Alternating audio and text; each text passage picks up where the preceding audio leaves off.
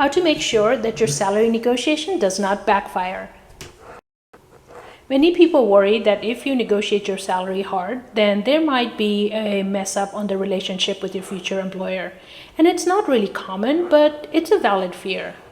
Before you go into it, just remember that hiring managers, and I'm a hiring manager, expect you to negotiate. So we don't go into a salary offer with our very top number. We go somewhere in the middle. So we know that there is some room for us to give and make sure that the new hire is happy with their job offer. But in any case, if you are worried about a relationship being spoiled, then do this one thing when you're negotiating.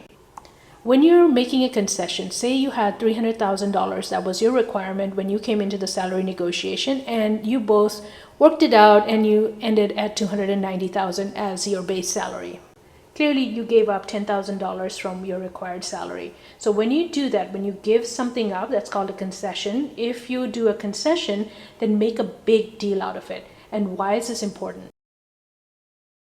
Things that we acquire cheaply, we don't value. So if the hiring manager got that concession very quickly and you did not highlight that you made that sacrifice, then they're not going to think that it was a big deal, and they will walk away from the negotiation thinking, well, maybe they really took me, which can cause to feelings of ill will. So what you do instead is this. As you know, when I first came in here, I needed my salary to be $300,000.